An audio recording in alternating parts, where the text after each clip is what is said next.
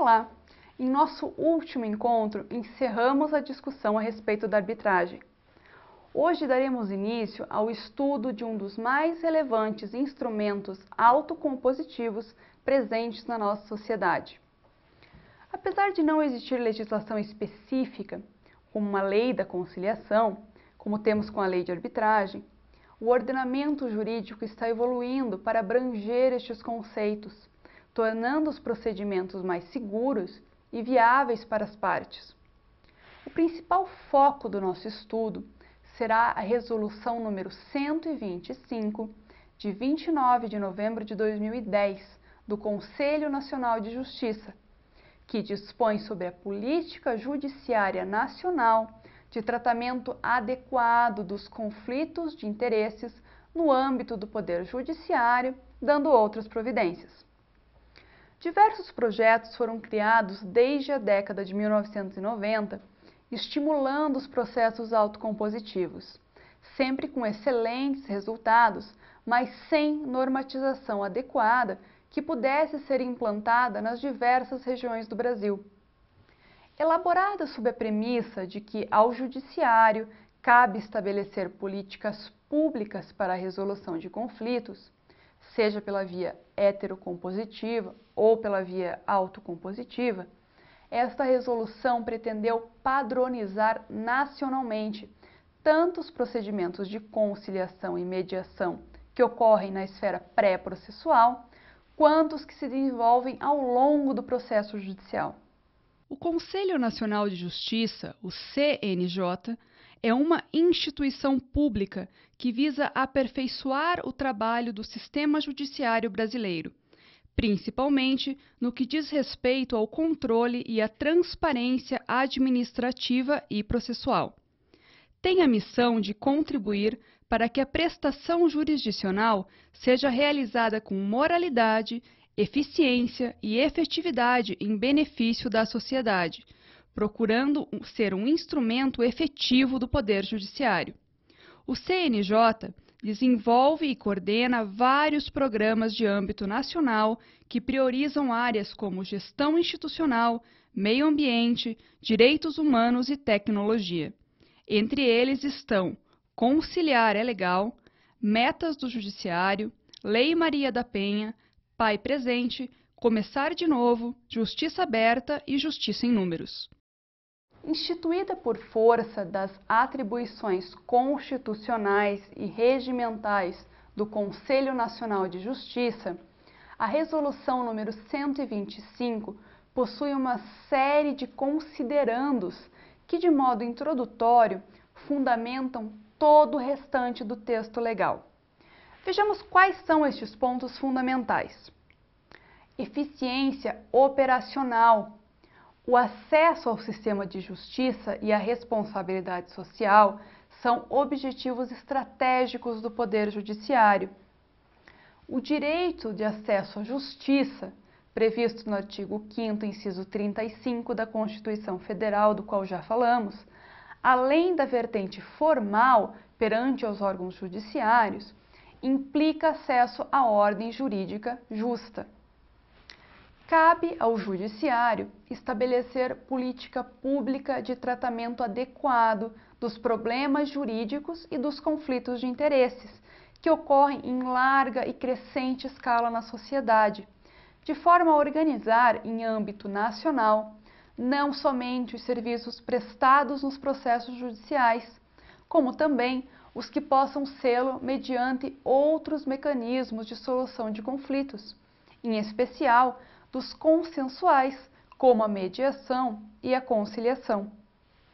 A necessidade de conciliar uma política pública permanente de incentivo e aperfeiçoamento dos mecanismos consensuais de solução de litígios.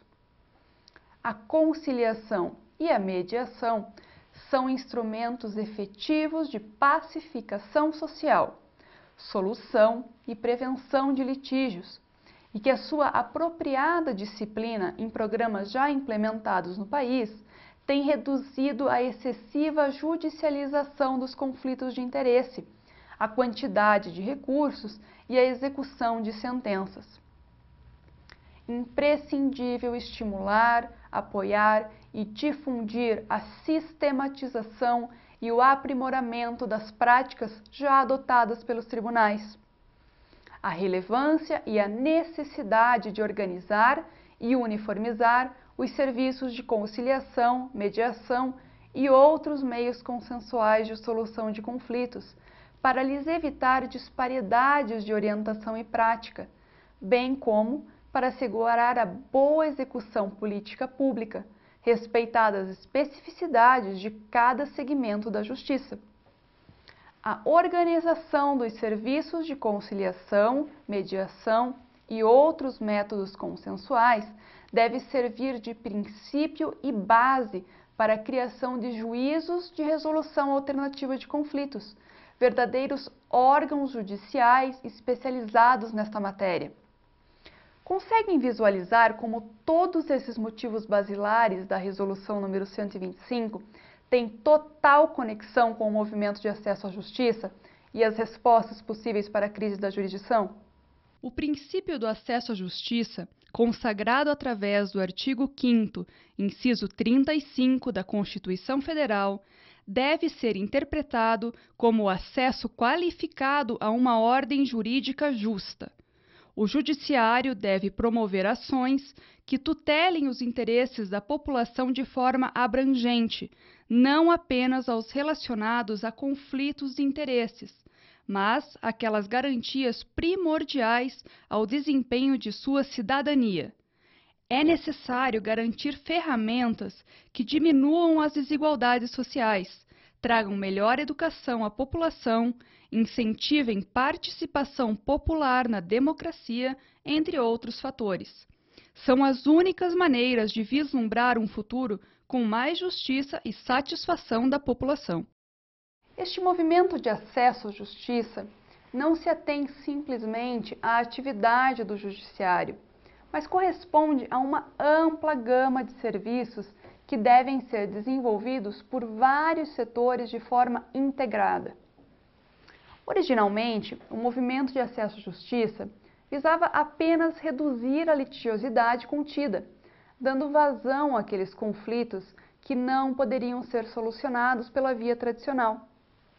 Entretanto, com a excelente repercussão desses instrumentos, a fórmula expandiu-se, incorporando métodos interdisciplinares, atuando não apenas nos campos de interesses jurídicos, mas nas diversas vertentes sociais que necessitam de apoio para a harmonia da coletividade.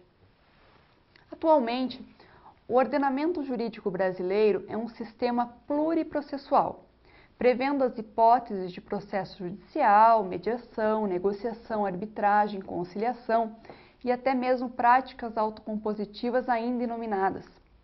Esta abertura do judiciário, afastando relativamente o monopólio da justiça, característico do Estado moderno, tem a finalidade de reduzir as insuficiências processuais que alguns procedimentos apresentam, em detrimento de outros. Cada qual com suas especificidades intrínsecas, os interessados terão a disponibilidade de analisar quais serão os elementos imprescindíveis para a resolução do seu litígio particular, seja a celeridade, a confidencialidade, a flexibilidade, informalidade, continuidade de relacionamento, execuibilidade da solução, impactos emocionais, recorribilidade, entre outros aspectos. Por esse motivo, diversos autores não concordam com a denominação métodos alternativos de resolução de conflitos, achando mais apropriado o termo métodos adequados. Independente da terminologia aplicada, o importante é saber que a população terá à disposição opções que preencham melhor suas necessidades, mesmo que, em última análise, elas optem pelo processo judiciário.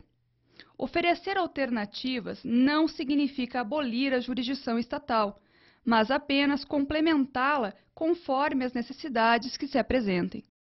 A institucionalização destes diversos procedimentos teve sua origem no final da década de 1970, quando o professor Frank Sander elaborou um modelo de organização judiciária conhecido no Brasil como Fórum de Múltiplas Portas.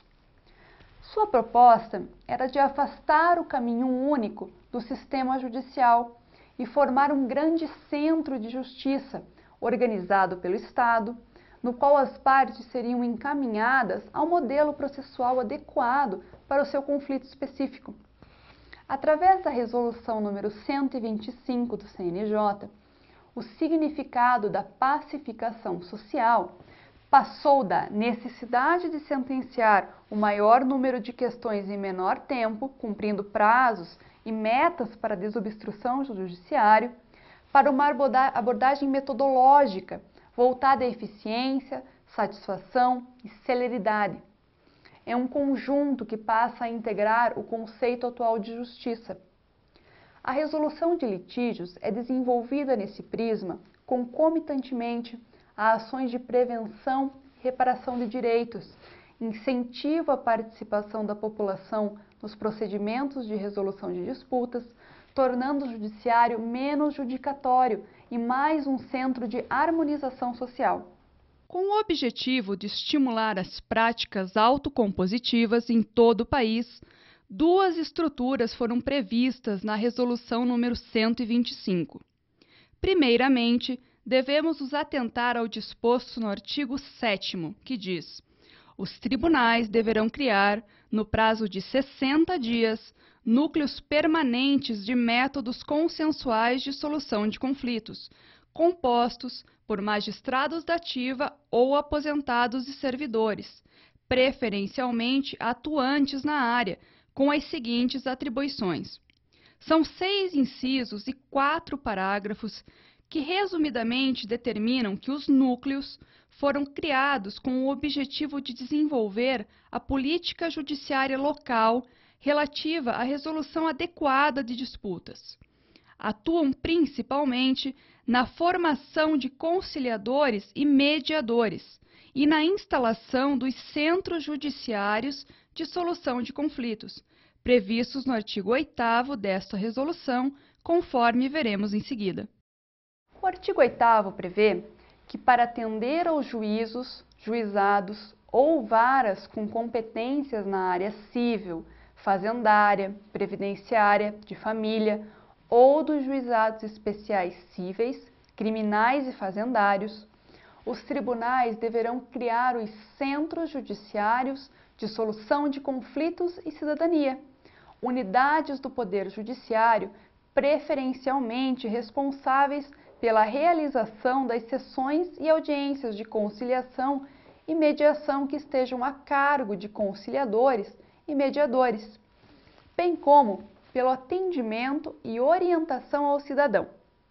Os chamados centros, previstos nesse artigo, objetivam a realização das sessões autocompositivas do tribunal. As conciliações e mediações pré-processuais, que são antes mesmo da distribuição para a vara, serão de responsabilidade do centro, o que não é um impeditivo para que as demandas já distribuídas sejam a ele remetidas. A Resolução número 125 instaura no Brasil o Tribunal Multiportas. Entretanto, apesar da extrema vantagem quanto à relação ao Poder Judiciário, quanto para as partes litigantes, ela ainda encontra muita resistência na implantação efetiva dos núcleos e centros com atuação determinante.